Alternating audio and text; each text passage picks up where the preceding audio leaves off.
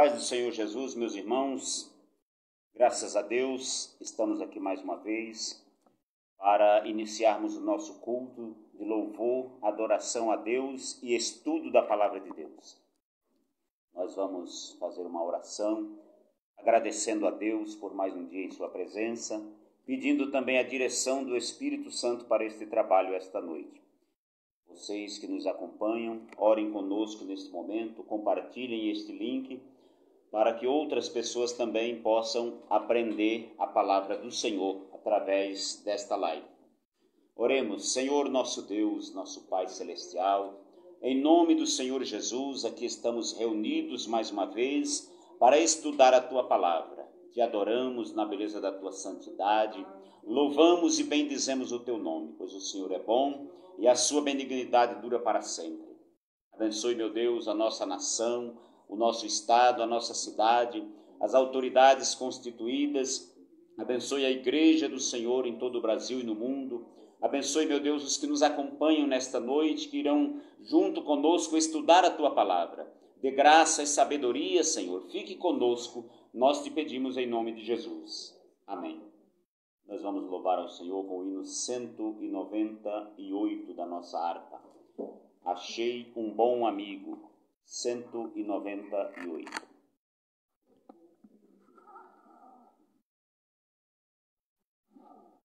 Rogamos a todos com a paz do Senhor. Deus possa abençoar grandemente a vida de cada um que está aí no seu lar, nos assistindo nesta noite.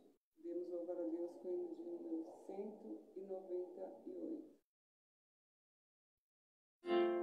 Achei um bom amigo, Jesus meu Salvador, o escolhido dos milhares para mim. Dos vales é um lírio, é o forte mediador, quem me purifica e guarda para si. Consolador amado, meu protetor no mal, solicito de minha toma-se. Nos vales é o lírio, a estrela da manhã, o escolhido dos milhares para mim. Consolador amado, meu protetor do mal, solicito de minha toma-se.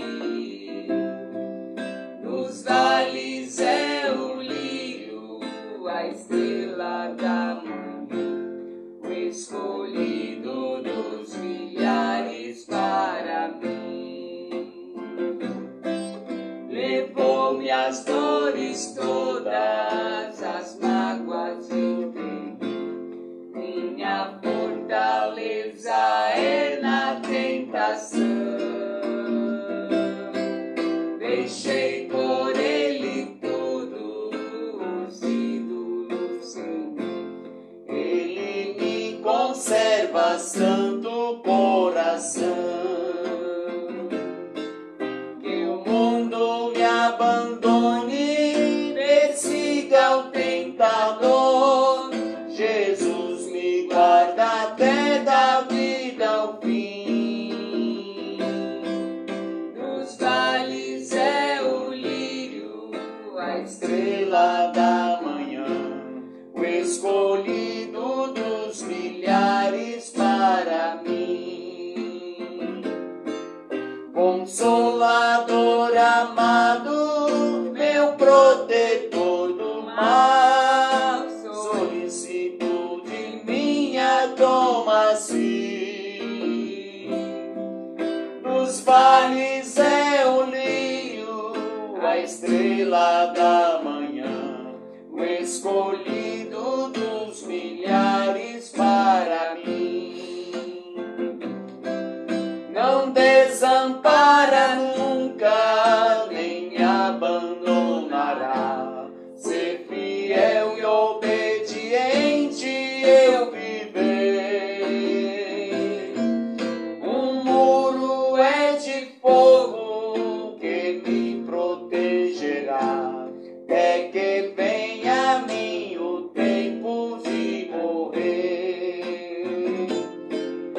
Ao céu então voando, sua glória eu verei, onde a dor e a morte nunca vem.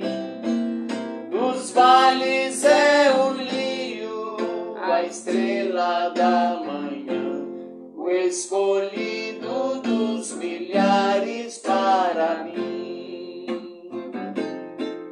Consolador amado, meu protetor do mal, solicito de minha toma-se. Dos vales é o lírio, a estrela da manhã, o escolhido dos milhares para mim. Amém.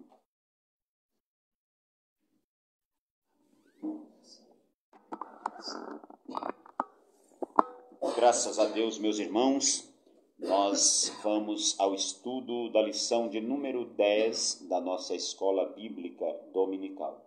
Eu mandei no grupo da liderança o texto da lição. Peço que os irmãos que puderem abra para ler. Lição de número 10, nós vamos estudar. Glória a Deus. Os irmãos nem todos têm a revista. Então eu mandei o texto da lição, a lição de número 10, que tem como título A Última Defesa de Jó. A irmã Fernanda vai estar lendo o texto áureo e a verdade prática.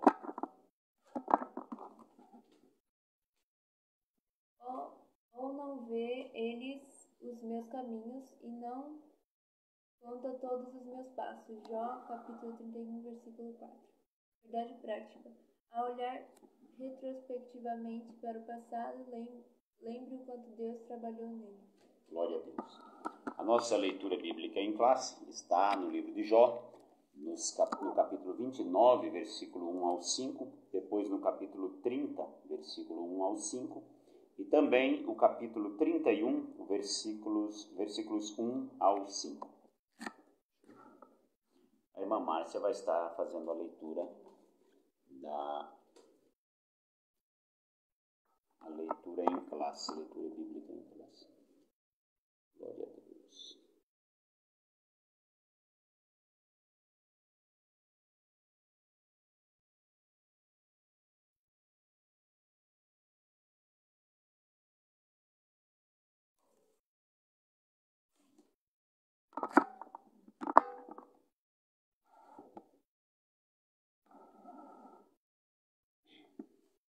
E prosseguindo Jó em sua parábola disse: Ah, quem me dera ser como eu fui nos meses passados, como nos dias em que Deus me guardava, quando fazia resplandecer a sua candeia sobre a minha cabeça, e eu com a sua luz caminhava pelas trevas. Como era nos dias da minha mocidade, quando o segredo de Deus estava sobre a minha tenda, quando o Todo-Poderoso ainda estava comigo, e os meus meninos em redor de mim.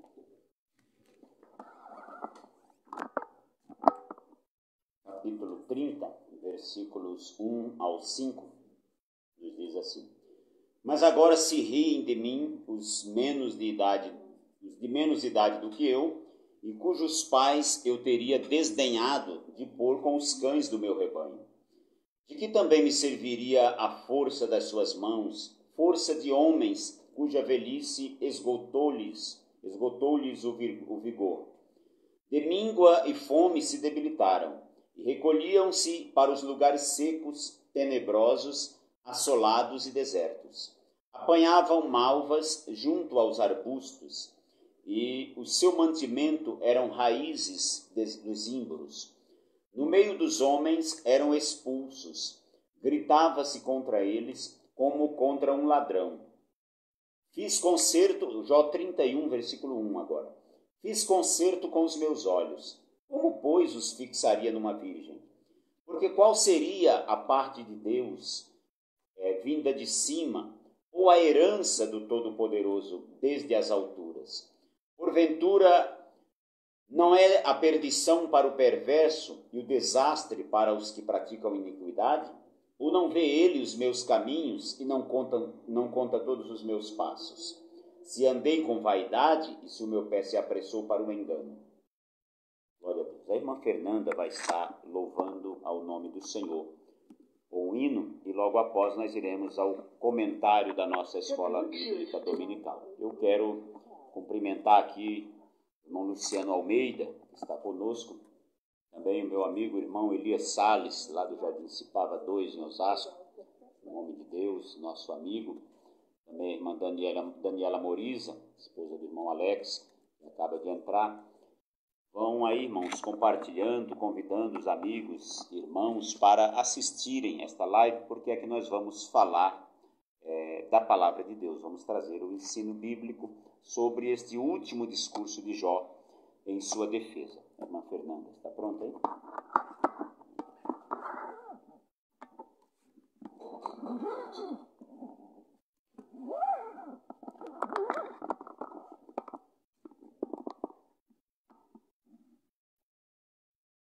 Glória a Deus.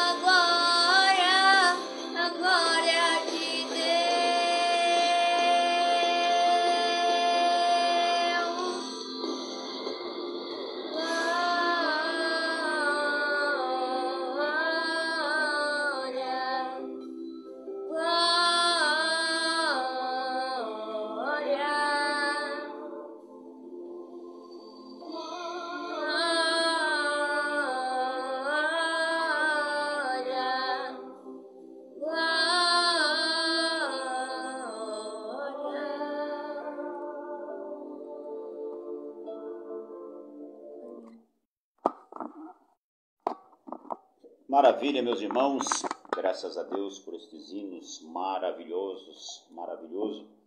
Deus continue abençoando a minha filha Fernanda, continue sempre louvando ao Senhor. Quero aqui cumprimentar a irmã Olinda Dias, irmão Elias Salles, irmão Luciano Almeida, irmã Daniela Morizio, a irmã Jane, pastor Ednei, também estão nos assistindo. Deus continue abençoando. Meus irmãos, nós vamos estudar esta noite a lição de número 10 da nossa Escola Bíblica Dominical. Antes, vamos relembrar um pouco a lição da semana passada.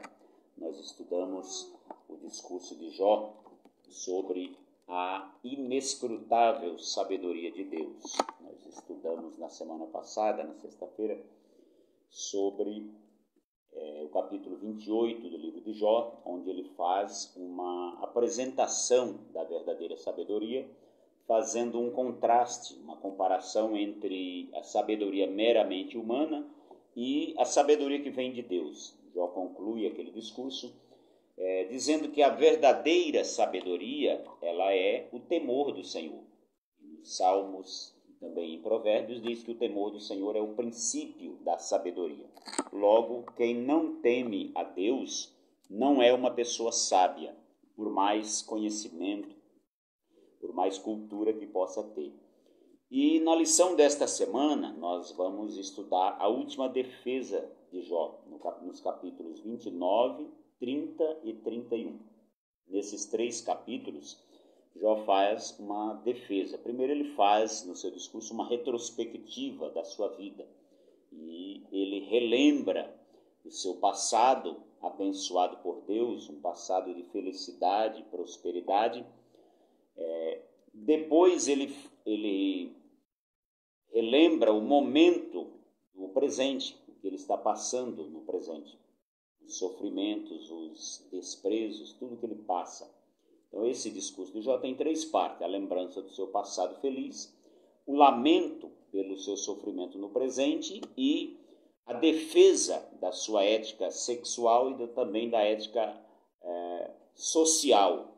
Ele faz também algumas perspectivas em relação ao futuro. Mesmo diante de tanto sofrimento, dificuldade, Jó ainda tem esperanças em Deus. É muito importante, irmãos, na nossa vida, nós também fazermos de vez em quando esta retrospectiva da nossa vida. Por quê? Numa retrospectiva, nós vamos nos lembrar de tudo que nós já passamos, aprender com os erros, tanto nossos como dos outros, e também nós vamos ver aquilo que Deus fez no nosso passado. Um dos hinos da nossa lição, nós não cantamos ele porque não temos muito conhecimento dele, mas um dos hinos, ele diz para contarmos as bênçãos, todas de uma vez, uma a uma, ou todas de uma vez. E aí a gente vai ver surpreso quanto Deus já fez. Se você parar para pensar durante toda a sua vida, por onde você já passou, quem foi você, você vai ver quanta coisa Deus já fez por você. Então, essa retrospectiva da nossa vida, ela é importante, não para nos prendermos no passado, mas para vermos o que Deus já fez.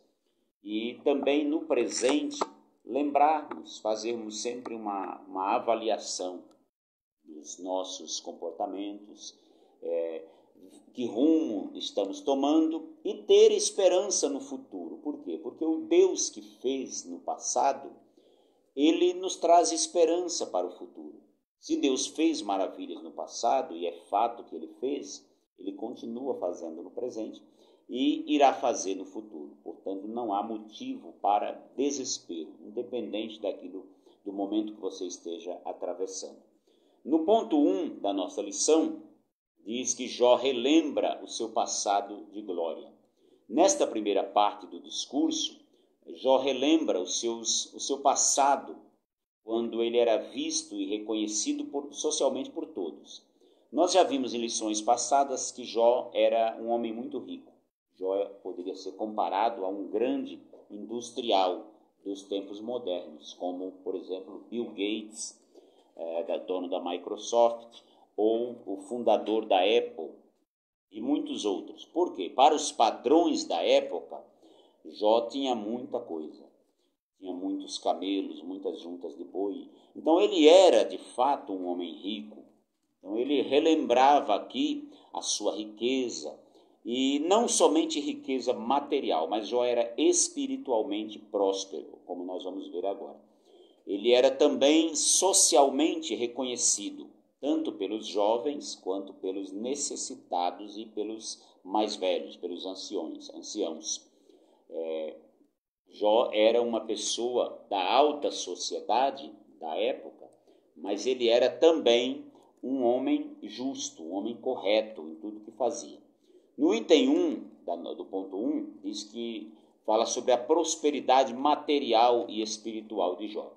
Jó, meus irmãos, ele num sentimento nostálgico, nostalgia é quando você lembra o passado com muita saudade. Então, Jó ali, ele recorda o seu passado, ele recorda que no passado Deus protegia tanto a si quanto a sua família.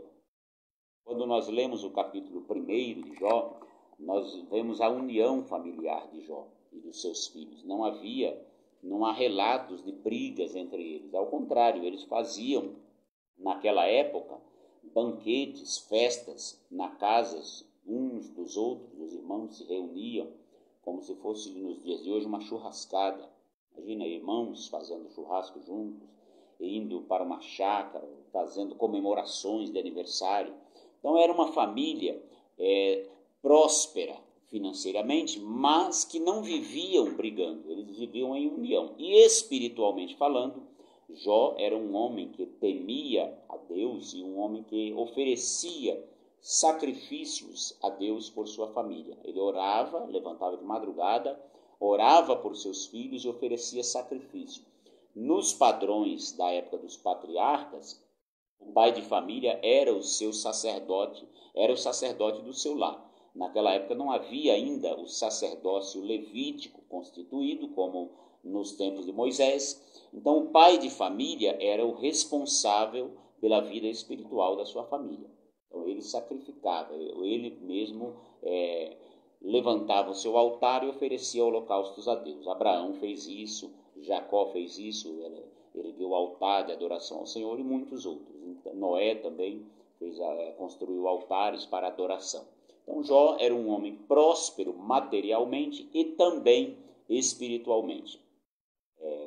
Nós vemos aí no texto que lemos, no capítulo 29, que ele diz aqui, no versículo 2 e 3, a quem me dera ser como eu fui nos meses passados, como nos dias em que Deus me guardava. E algo interessante aqui no versículo 3, quando fazia resplandecer a sua candeia sobre minha cabeça, e eu com a sua luz caminhava pelas trevas.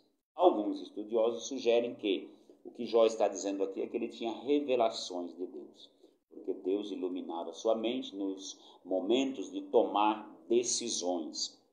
E aí ele diz aqui no versículo 4 do capítulo 29, como era nos dias da minha mocidade, quando o segredo de Deus estava sobre a minha tenda. Então, espiritualmente falando, Jó era um homem que tinha comunhão com Deus, que tinha revelações, que falava com Deus. O próprio Deus deu testemunho de Jó, conforme já dissemos em outras lições.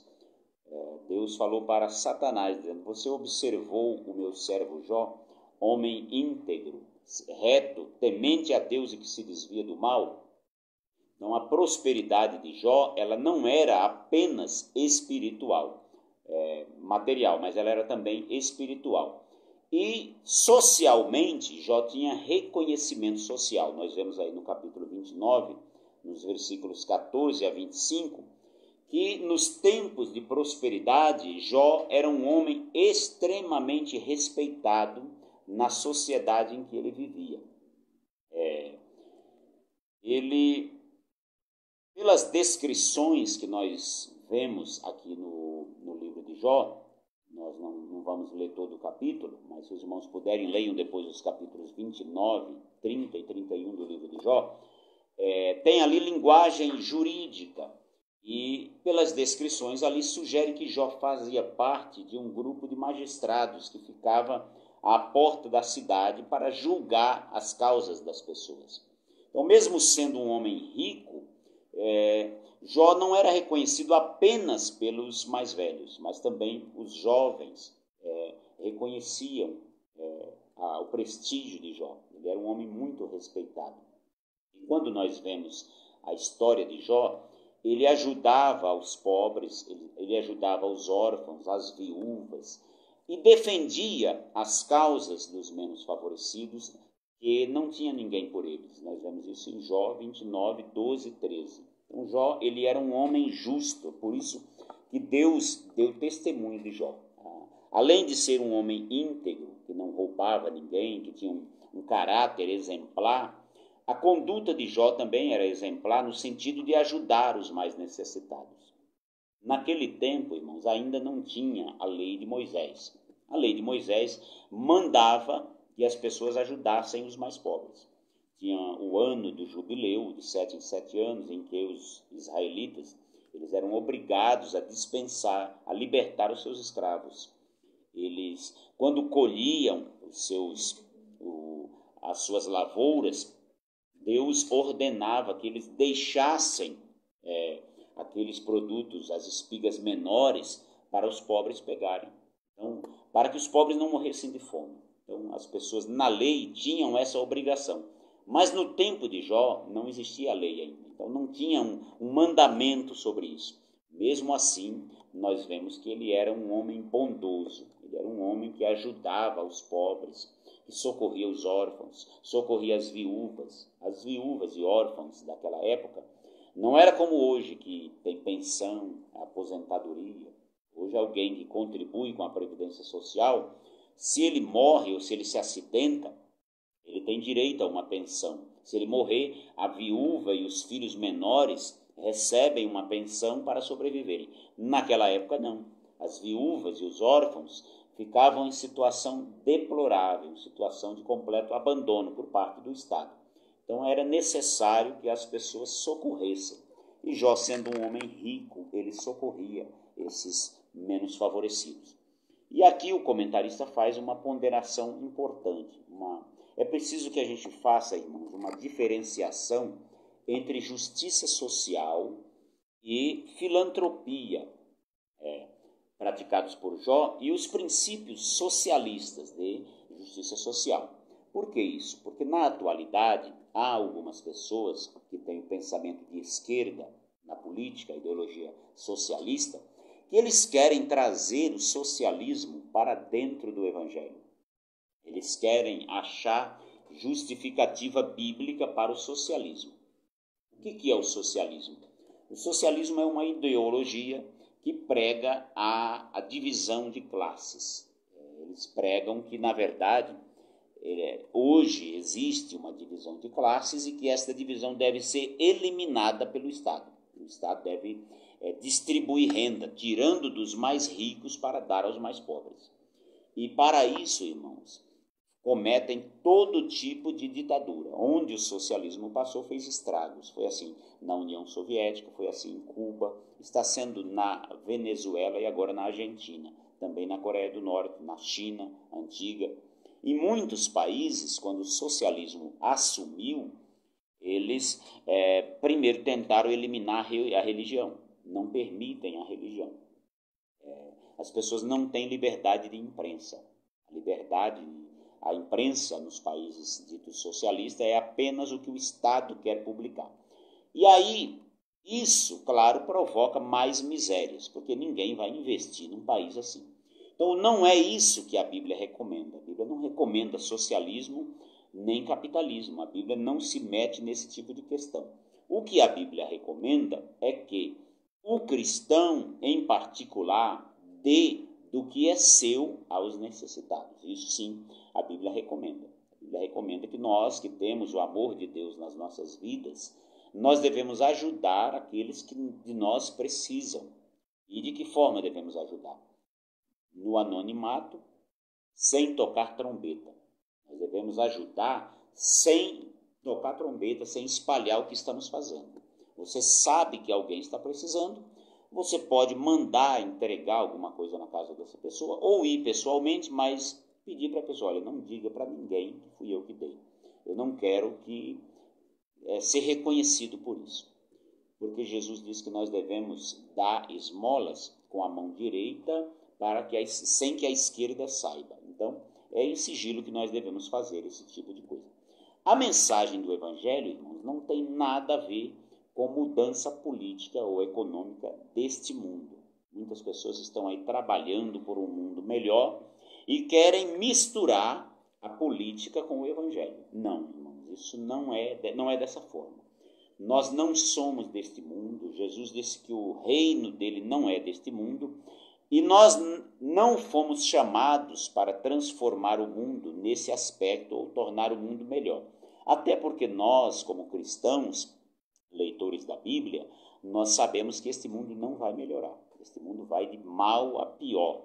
A Bíblia diz que o mundo jaz no maligno. E quem tem esperança neste mundo vai se frustrar. Nós estamos aguardando Jesus vir buscar a sua igreja para nos levar para o céu. A nossa esperança é essa. A nossa esperança não está neste mundo. Claro que enquanto nós estivermos neste mundo, a Bíblia diz que nós devemos viver de forma justa, de forma piedosa, de forma sóbria. Nós devemos dar bom testemunho de cristãos. Devemos praticar boas obras, sim, mas não para melhorar o mundo. Nós devemos praticar isso para melhorar a vida das pessoas. Nós devemos fazer o máximo que pudermos para atenuar, para aliviar o sofrimento dos mais carentes. Então, se você vê alguém necessitando, ajude. Jó fazia isso. Jó era um homem que praticava a filantropia, que praticava a justiça no sentido de ter equidade, reconhecer o direito de cada um.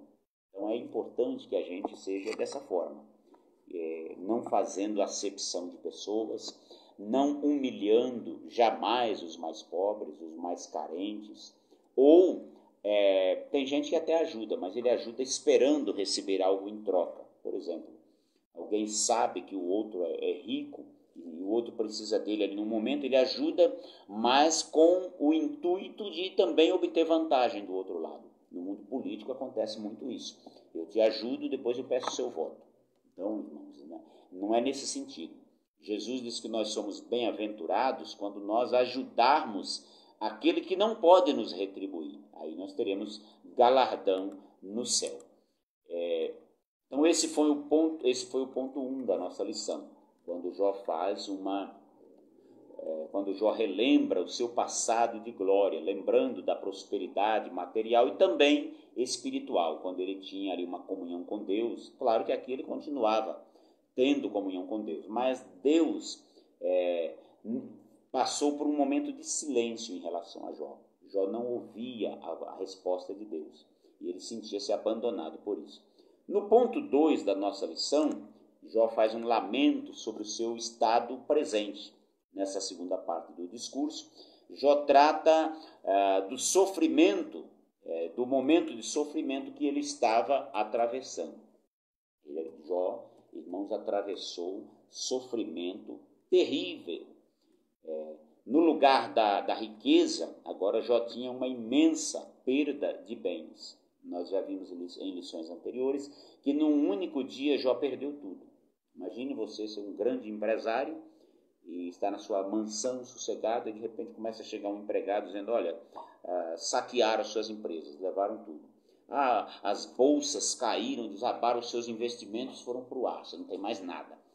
Chegaram um bando armado e levaram seus carros. A casa de praia que o senhor tinha caiu por cima dos seus filhos, matou todos.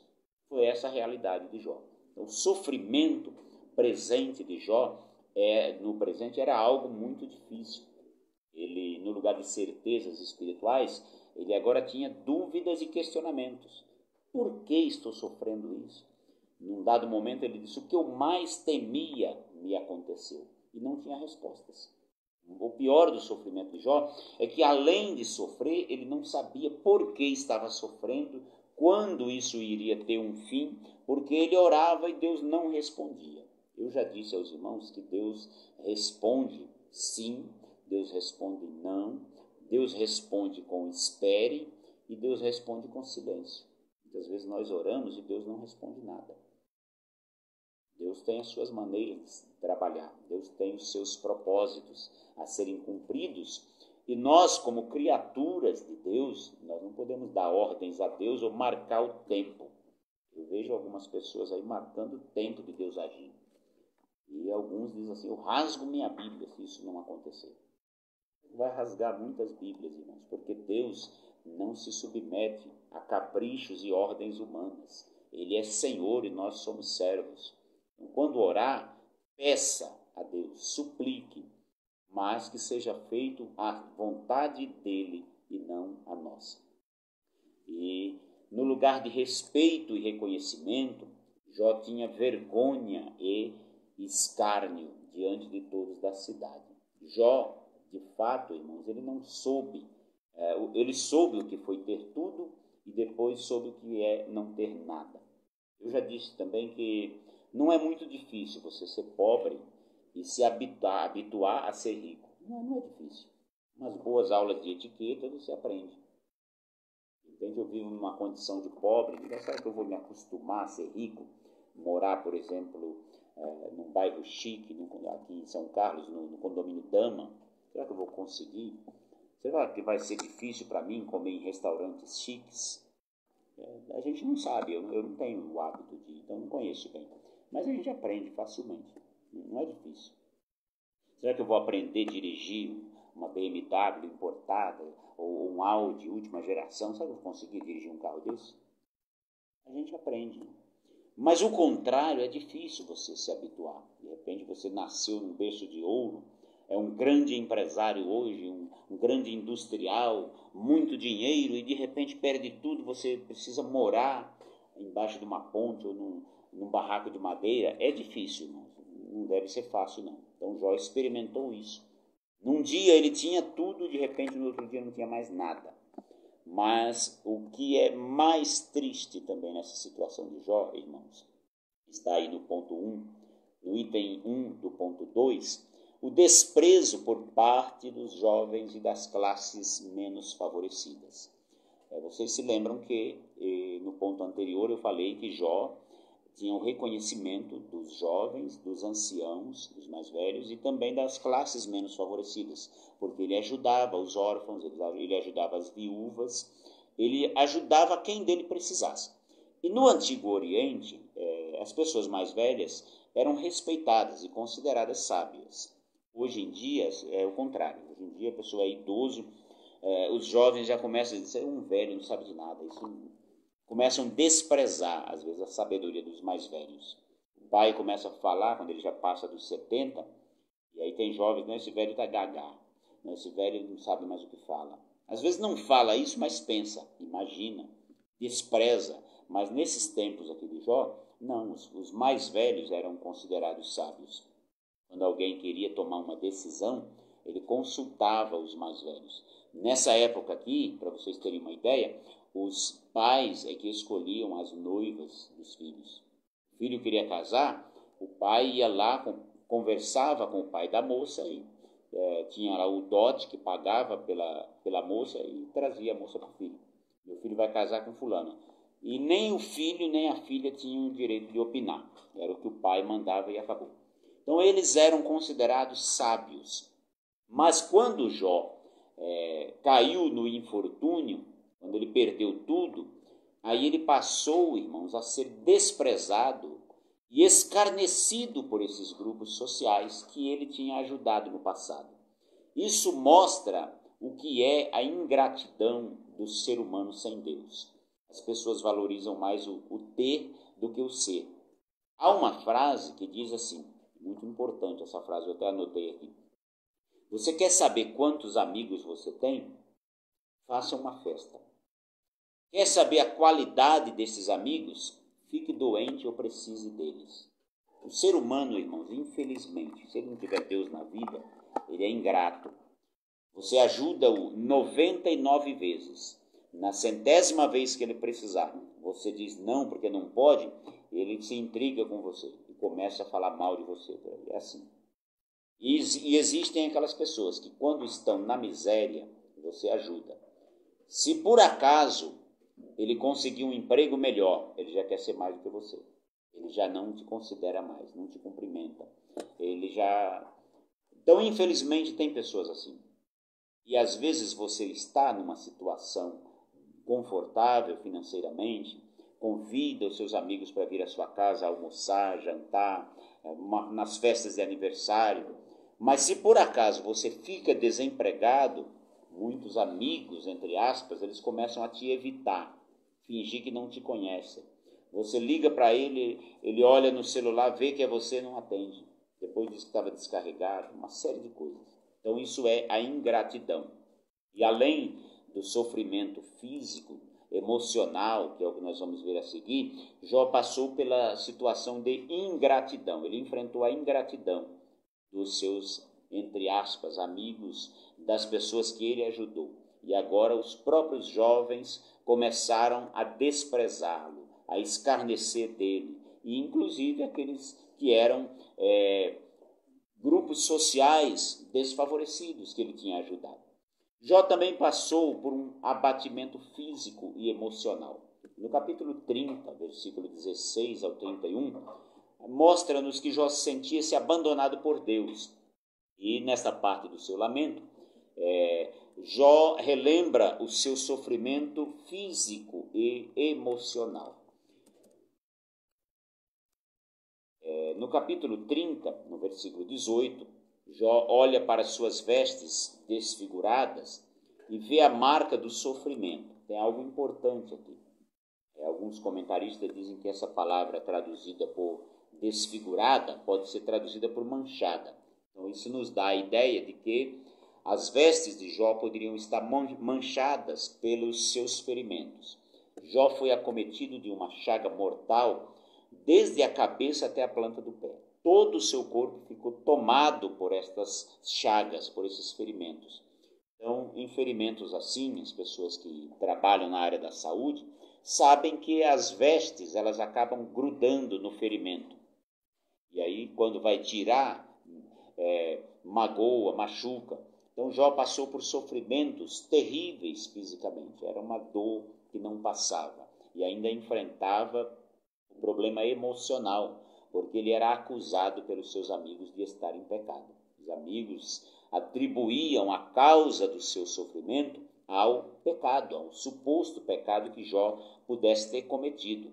E mesmo ele reafirmando a sua inocência, dizendo, eu não pequei, eu não sou ímpio, mas eles diziam, é melhor você confessar, tem pecado oculto aí, Deus está te punindo, como nós vimos em lições anteriores. Então, além do sofrimento físico e emocional, Jó enfrentou o desprezo por parte dos jovens e das pessoas que ele abandonou.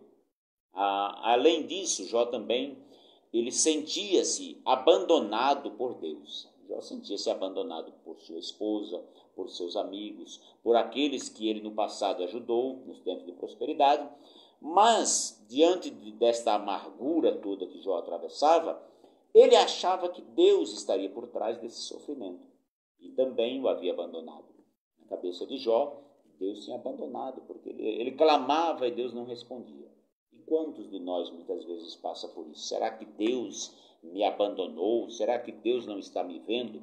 Mas, irmãos, isso não é verdade. Em todo o tempo, Deus estava com Jó. Jó só compreendeu isso depois. No final do seu cativeiro, do seu sofrimento, aí ele compreendeu que Deus estava com ele o tempo todo. Deus estava contemplando o seu sofrimento, lhe dando graça para suportar. Deus nunca esquece um filho seu. Nas lutas, nas aflições da vida, nas perseguições, nas calúnias, nós sempre temos a impressão de que Deus nos abandonou. Mas Deus jamais abandona um filho seu. Deus sempre nos ouve. O livro do profeta Isaías, capítulo 49, versículo 15, nos diz o seguinte: pode uma mãe esquecer-se do seu filho que ainda amamenta? E Deus responde, ainda que esta venha a esquecer-se, eu, todavia, não me esquecerei de ti. Deus não esquece de você, meu irmão, minha irmã. Deus está contemplando o seu sofrimento e no tempo certo ele te dará vitória. Eu não sei o que você está atravessando, mas certamente o seu sofrimento não é maior do que o sofrimento que Jó passou. Certamente você não está ainda sofrendo tudo o que Jó passou. Mas mesmo que esteja, saiba que Deus está no céu, Deus está contemplando. Deus está no céu, está na terra, está em todos os lugares. E Ele contempla a sua oração. Todas as coisas cooperam juntas para o bem daqueles que amam a Deus e que são chamados sobre o seu propósito. Irmãos, Deus não nos desampara jamais. Nós somos perseguidos, mas não abandonados. Nós somos torturados muitas vezes, mas não desamparados. O Senhor está conosco. O salmista diz no Salmo 118, o Senhor está comigo, não temerei o que me pode fazer o homem. Então, em qualquer circunstância, louve ao Senhor. Se você estiver sofrendo, louve, adore, busque a Deus, confie em Deus, porque a sua vitória vai chegar. Deus é o Deus que nunca nos abandona. Por um momento, Jó teve a impressão de que Deus o havia abandonado. Ele estava clamando, não vinha resposta. Estava sofrendo, sendo acusado, caluniado, desprezado por aqueles que ele ajudou no passado, e tinha a impressão de que Deus também tinha abandonado. Mas o tempo todo, Deus estava contemplando e já havia marcado o tempo certo da angústia de Jó ter fim. Quando chegou um momento em que ele orava pelos seus amigos, Deus virou o cativeiro de Jó, conforme nós vamos ver em lições posteriores. Daqui para frente nós vamos ver a vitória de Jó. O ponto 3 fala sobre o futuro em aberto de Jó. Na terceira e última parte do discurso de Jó, Jó defende a sua ética sexual. Não havia nada que manchasse a sua vida nessa área. Ele faz uma defesa também da sua ética social. Jó tinha um compromisso com os menos favorecidos, com os seus servos, escravos, e também com as pessoas que tinham contato direto com ele. Diante deste quadro todo, Jó deseja algo.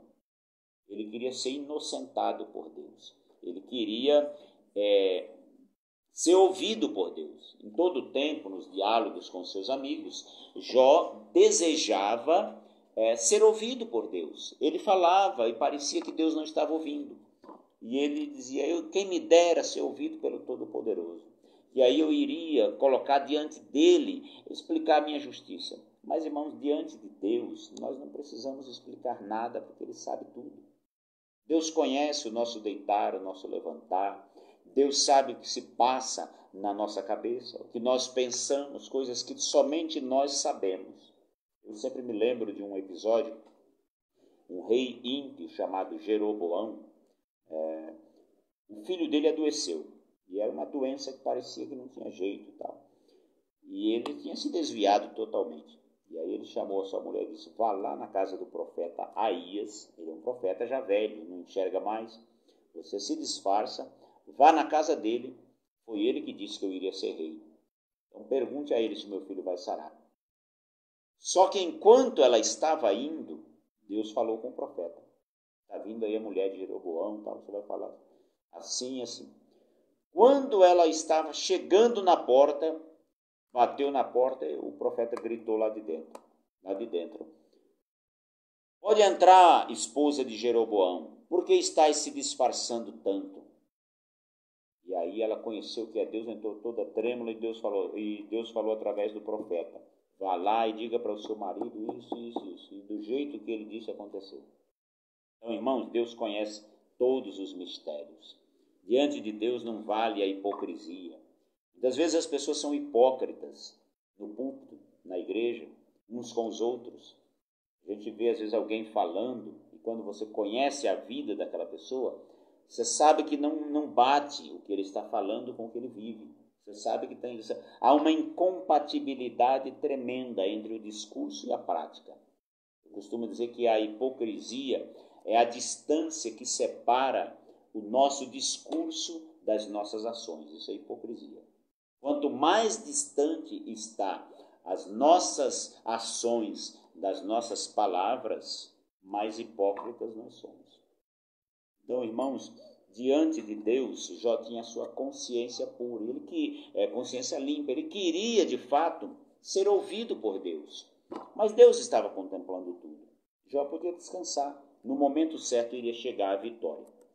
No item 1, ele faz uma defesa da sua ética sexual, no capítulo 31, versículo 1 ao 4.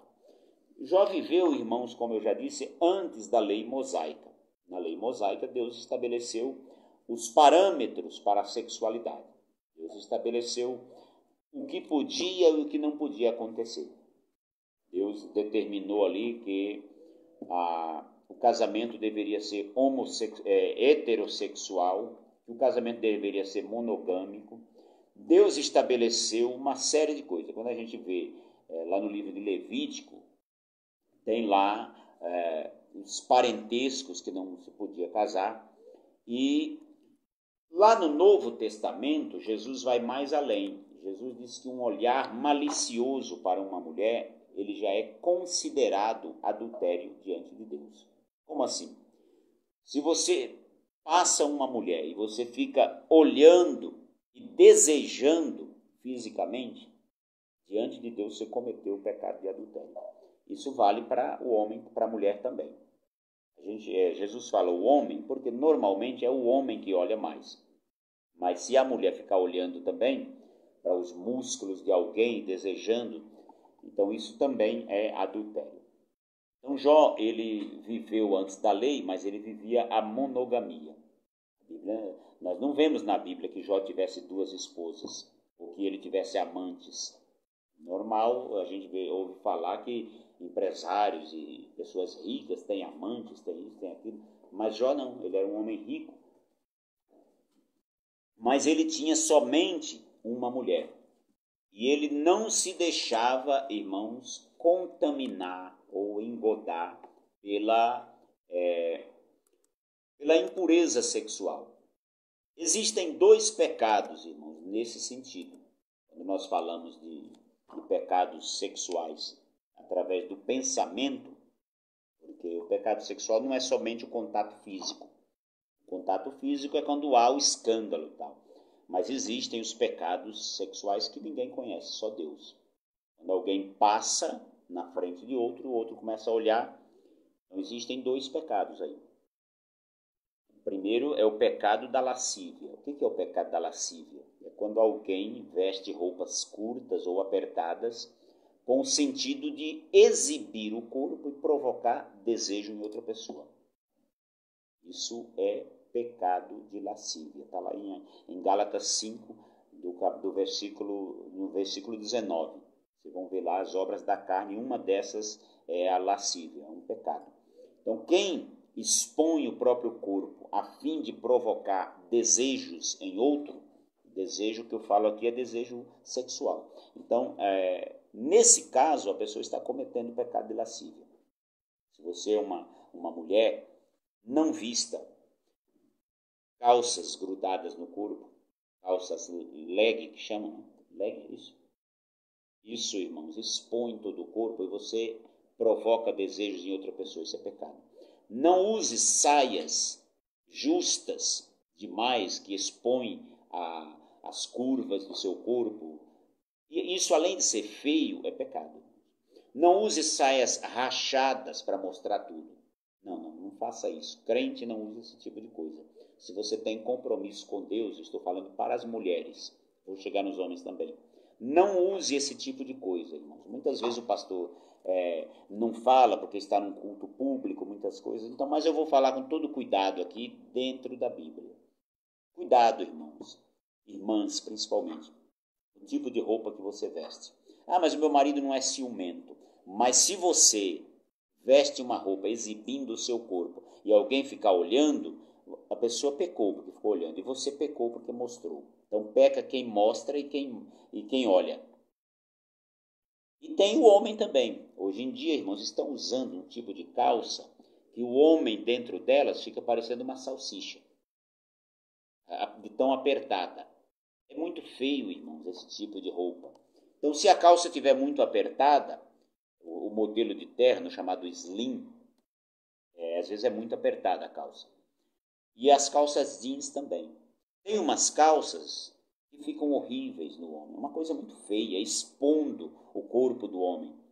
E aquilo é pecado também, irmãos. Nós vimos um pregador vir em nossa igreja, uma coisa horrível. Uma roupa que ele não podia se abaixar. Se ele se abaixasse, ela iria rasgar. É algo muito feio. Então isso é pecado de lascívia. E o segundo pecado nessa área é o pecado da impureza sexual. A impureza, ela é cometida por quem olha e fica imaginando coisas impuras. A pessoa olha para uma mulher que está com roupa, às vezes a pessoa até está bem vestida, mas ele olha para a mulher e fica imaginando o que tem dentro da roupa. Isso é o pecado da impureza. Se a pessoa olhou nesse sentido, Jesus disse que ele já cometeu adultério em seu coração. E os adúlteros não herdarão o reino de Deus. A palavra é dura? É, mas é a Bíblia. E é para que você vá para o céu, homens e mulheres. Então, a partir de hoje, antes de sair de casa, tem espelhos grandes hoje. Vestiu a roupa? Olhe para o espelho e diz: eu estou vestida como uma mulher de Deus? Sim ou não? Pergunte para você mesma. Ou pergunte para o seu marido: amor, o que você acha? Eu estou bem vestida? Se ele disser que não, agora se ele for daqueles que acham que é bonito a mulher dele andar exibindo o corpo, então ele também está em pecado, irmãos. Onde já se viu um homem de Deus achar bonito a mulher dele andar exibindo o corpo? Tem homens que acham bonito a mulher dele andar de saia curta. Eu não estou falando aqui, irmãos, de usos e costumes, o tipo de roupa que você deve vestir ou não. Eu não prego esse tipo de coisa. Eu estou falando de sensualidade. E a Bíblia fala contra isso. Você vai encontrar em vários textos da Bíblia. Leia depois na sua casa Efésios capítulo 5 e Gálatas capítulo 5 a partir do versículo 19. Leia lá que você vai ver. Leia também 1 Coríntios 6 e 10. Paulo é claro ali, ele diz: não herdarão o reino de Deus os que praticam essas coisas. Muito bem, dito isso, Jó fez defesa da sua ética sexual. Ele disse assim: eu fiz um concerto aqui é com C, vem de aliança. Eu fiz é a mesma coisa de aliança, ou pacto. Eu fiz um pacto, uma aliança com os meus olhos. Como, pois, eu os fixaria numa virgem?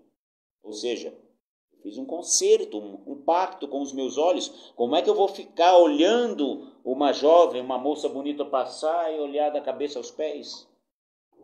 Não posso fazer esse tipo de coisa. Jesus nos chamou para sermos santos, irrepreensíveis e inculpáveis no meio de uma geração incrédula e perversa. Jesus disse: se o teu olho direito te escandalizar, corta-o, arranca-o e lança fora, porque é melhor você entrar caolho no reino dos céus do que com os 2 olhos ir para o inferno. É claro que ele não está falando isso literalmente, não é para você sair por aí furando os seus olhos, não é isso. Ele está falando no sentido figurado, irmãos. Tem coisas que, se você não pode ir a um lugar, porque você vai pecar, então não vá. Busque a santificação, sem a qual ninguém verá o Senhor. No item 2 do ponto 3, Jó faz uma defesa da sua ética social. Jó, ele tinha um coração amoroso, disposto a ajudar o próximo, sem esperar nada em troca. Pois as pessoas que ele ajudava, os pobres, as viúvas e os órfãos, não tinham com que ele retribuir. E a verdadeira filantropia, como eu já disse aos irmãos, ela deve ser feita no anonimato, sem interesses de autopromoção. Há pessoas na atualidade que eles até ajudam aos necessitados, porém, eles fazem questão de tirar foto, de fazer ali lives, de colocar nas redes sociais os vídeos, divulgar, com o objetivo de obterem vantagens políticas ou elogios à sua religião. Jesus disse que nós devemos dar esmola com a mão direita sem que a esquerda saiba. Eu vi, irmãos, nesse ano de 2020, muitas pessoas subindo morros, distribuindo cesta básica, enquanto e abraçando o povo. Não tinham ainda sido lançados os candidatos a vereador. Mas eu comentei aqui em casa: esse vai ser candidato a vereador. Mas foi dito e feito, foi candidato. Gente fazendo culto público e filmando, culto nas favelas e tal, filmando tudo com objetivo político. E tem religiões, irmãos, que fazem distribuições de presente de fim de ano, distribuem balas, mas tudo com objetivo religioso, de se autopromover. Deus não se agrada disso, irmãos. Se você ajudar alguém, ajude primeiro quem de fato precisa. Procure saber se a pessoa está precisando. Porque às vezes alguém chega no farol e te pede uma esmola e é para comprar droga. Então você não está ajudando uma pessoa dessa, está empurrando ele mais ainda para o abismo. Então antes de ajudar, procure saber se realmente a pessoa precisa, para que é que ele vai querer aquele dinheiro. Ajude quem você conhece e ajude quem não pode te recompensar. Se você ajudar alguém pensando em receber algo em troca, isso não é ajuda, isso é empréstimo, isso é investimento. Filantropia é pura e exclusivamente por amor, por sentir a dor do outro. Você sabe que alguém está precisando, vá lá sem avisar ninguém, ou chegue num supermercado desse daí, faça uma compra de acordo com as suas condições e coloque lá para o entregador do supermercado. Entrega nesse endereço, não diga quem foi que mandou. É a melhor forma de você ajudar, irmãos. Qualquer mercado faz isso. Você faz uma compra aí de R$100, e aí eles vão perguntar para você, é para entrega? Você fala, sim, é para entrega. Qual é o endereço? Você já pegou o endereço da pessoa necessitada, é esse endereço aqui. Entrega lá. Não diga quem foi que mandou, só entrega lá. Acabou. A pessoa vai receber, vai glorificar a Deus. Jesus, eu te agradeço pelo pão que o Senhor me concedeu. Tem várias formas de ajudar. Tem pais que têm aí 2, 3 crianças em casa, tem pouca roupa, não tem condições. Você viu na igreja que a pessoa tem pouca roupa, não é que você vai ficar olhando a roupa dos outros, não é isso. Mas às vezes dá para notar que os pais não têm condições. O pai e a mãe vêm a pé para a igreja, às vezes não tem. Você ajuda. É dessa forma que a gente ajuda as pessoas. Fortaleça a assistência social da nossa igreja. Você sabe que alguém está precisando, nos procure e diga, irmão, fulano, uma pessoa da nossa igreja está precisando. Nós não vamos comentar jamais o nome dessa pessoa. Não, nós só vamos arrecadar entre os irmãos e vamos ajudar. É a nossa obrigação fazer isso. Então Jó, ele defendeu a sua ética social. Ele era uma pessoa que tinha um coração amoroso e ajudava as pessoas que dele precisavam. E por último, Jó buscava uma resposta de Deus. Jó nutria a esperança em relação ao futuro. Ele estava consciente da sua inocência.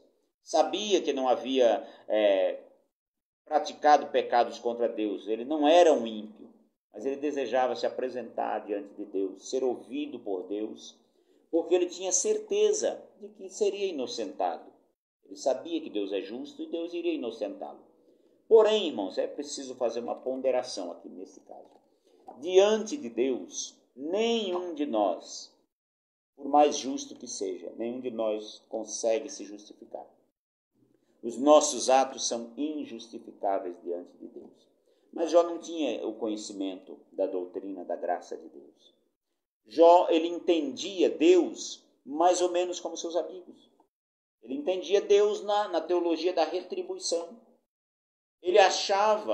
Ele não entendia o seu sofrimento justamente por isso. Puxa, se eu não pequei, por que Deus está me punindo? Mas não era uma punição de Deus.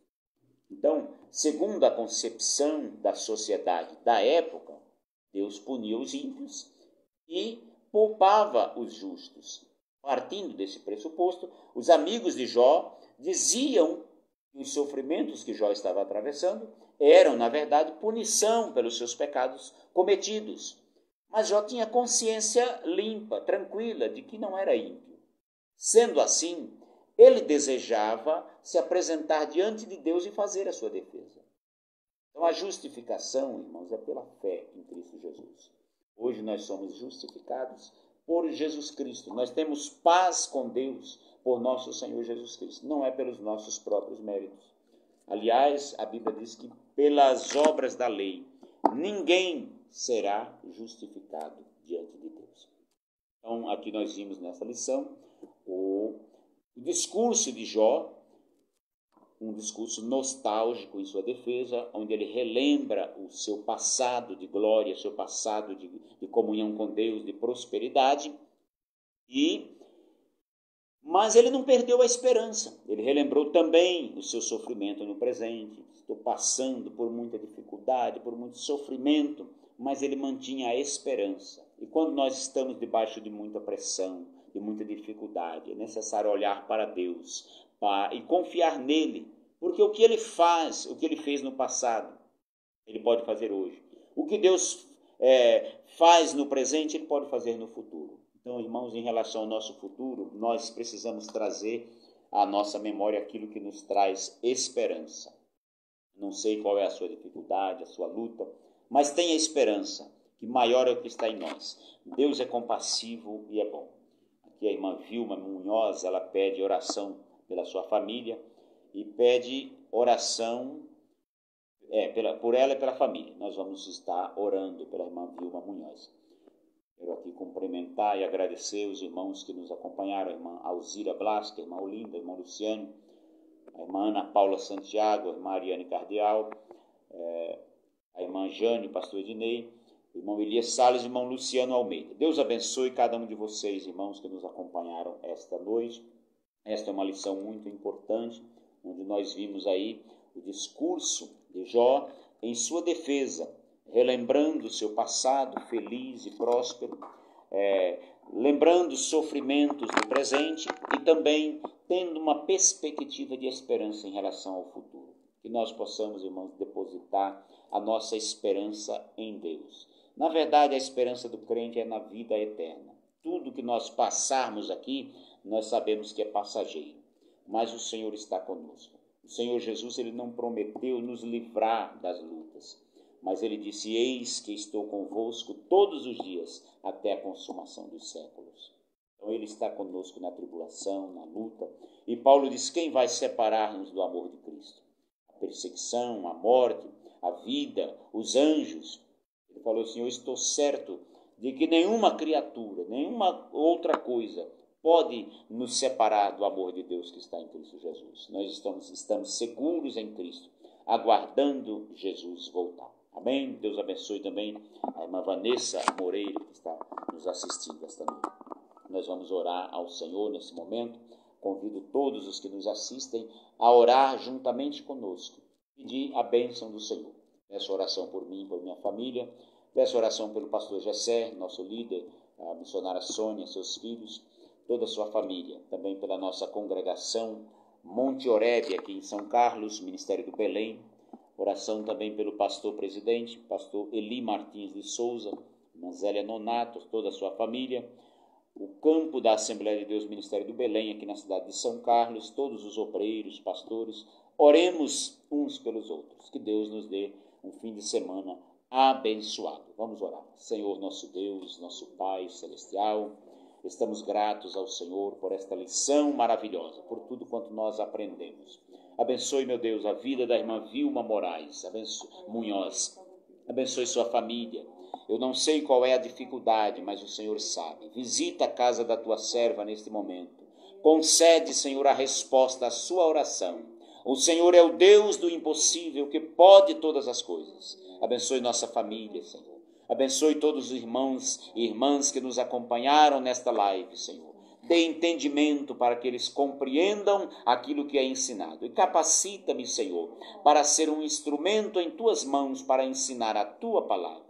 De mim mesmo, Senhor, eu nada sou, nada tenho, mas eu confio em ti. Eu sei que o Senhor é poderoso para fazer muito mais daquilo que nós pedimos ou pensamos. Fique conosco, Senhor, nos dê um fim de semana abençoado. Assim nós oramos agradecidos em nome de Jesus. Amém. Que a graça do nosso Senhor e Salvador Jesus Cristo, o amor de Deus, o nosso Pai, a comunhão e as consolações do Espírito Santo sejam com todos vós, todos digam amém. Deus abençoe em nome de Jesus.